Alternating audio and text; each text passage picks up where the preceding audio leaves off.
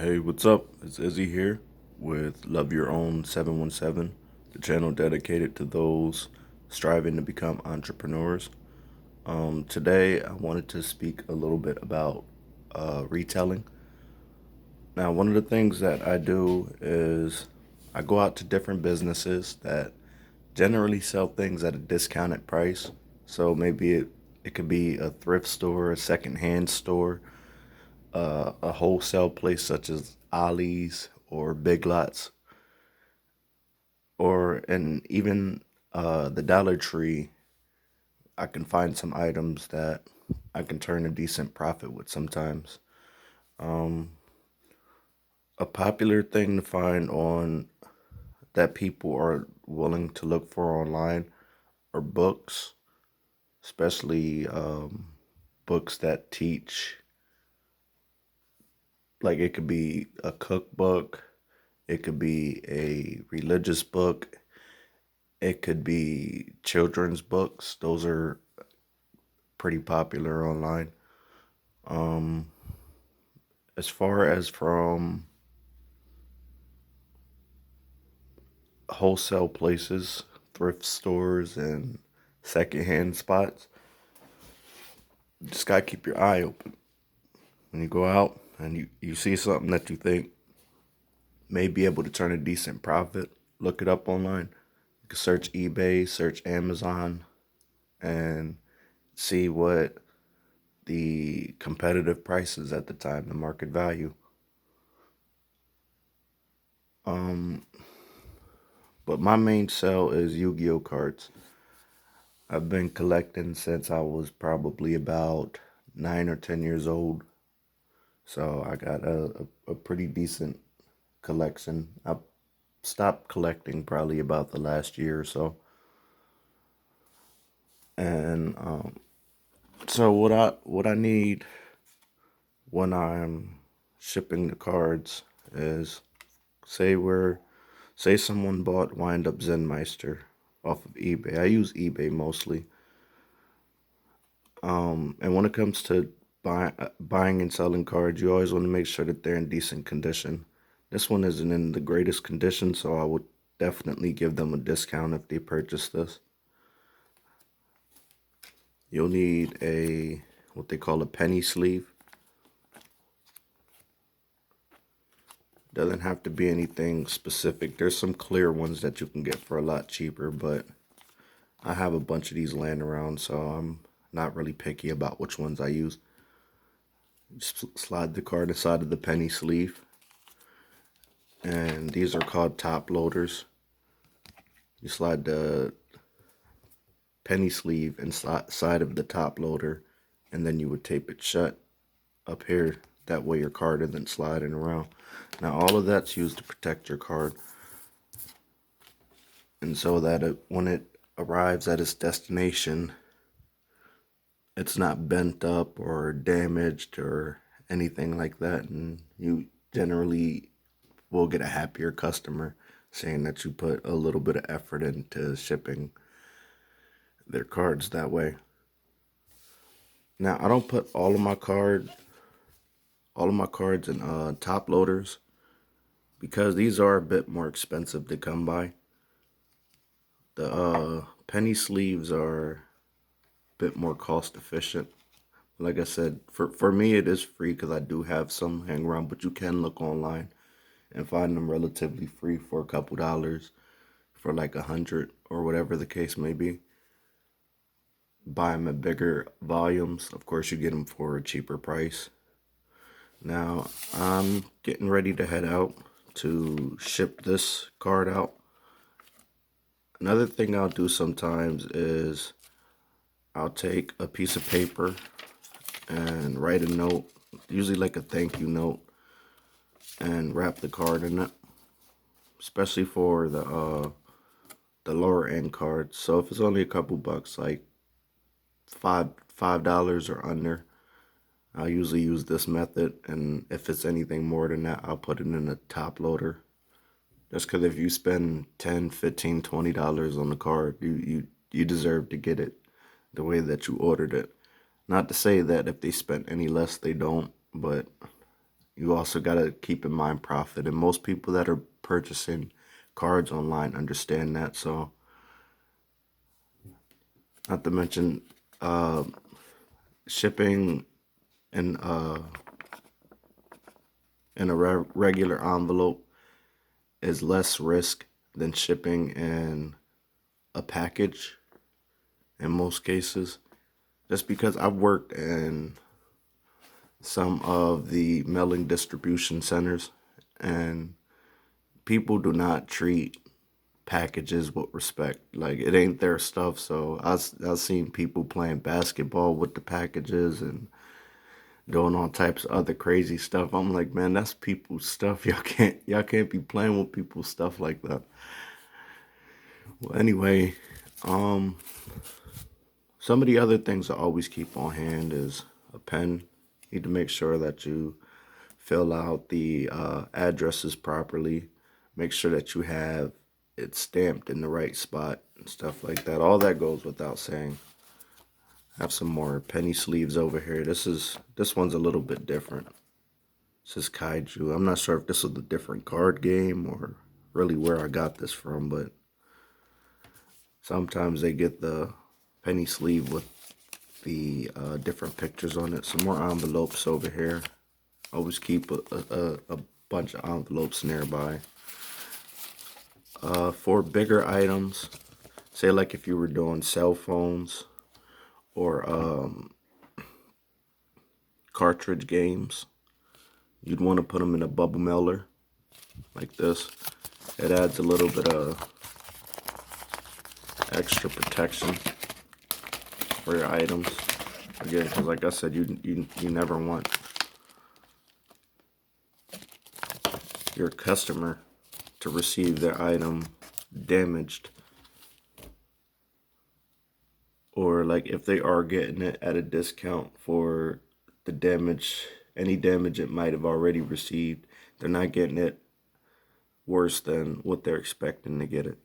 And sometimes it's something that you can't control, but that to help control it, it's best to send it out as safely as possible.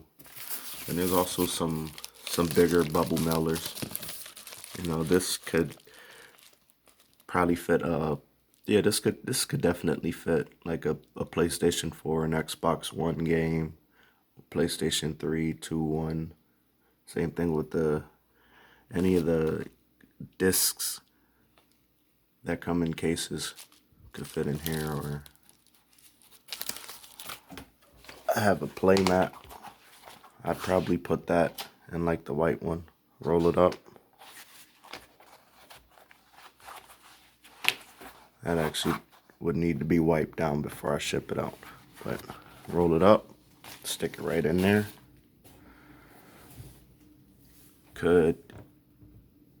I'd probably put this in like a bubble wrap or some kind of bag or something as well.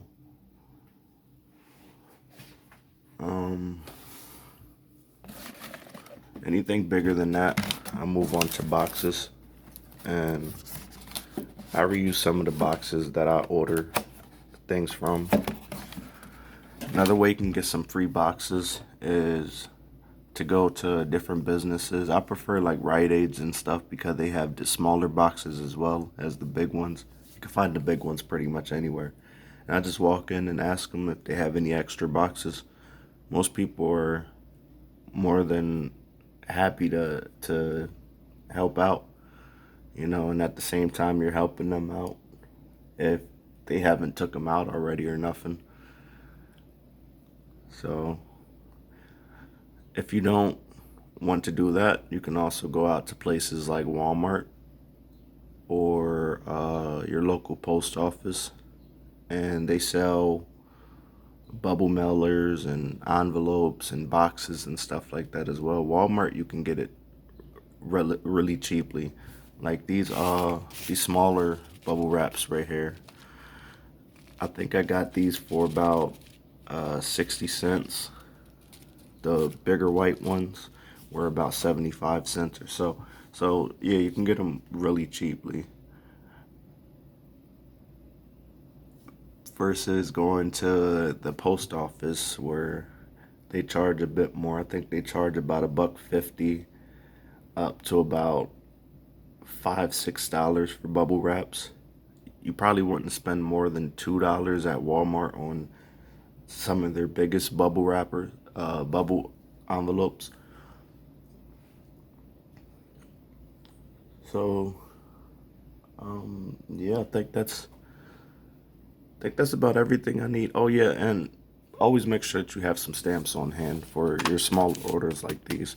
I actually just used my last stamp, so while I go and drop this off in the mailbox or drop it off in the mail slot, I'm gonna pick up some more stamps because with selling on eBay, you can have people purchase at pretty much any time of the day, and the quicker you ship it out, the better your rating goes up because then they have confirmation that this person ships quickly. But also, you want to make sure you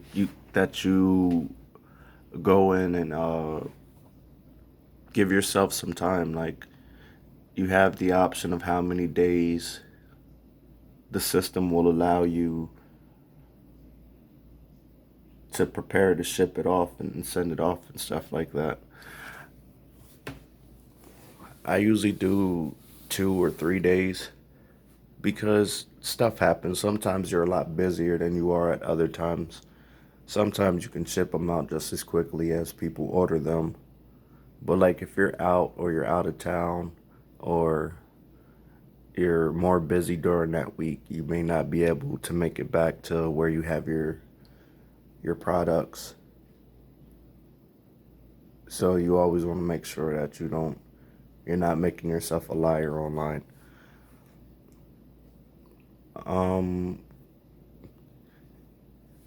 So eBay, Let Go.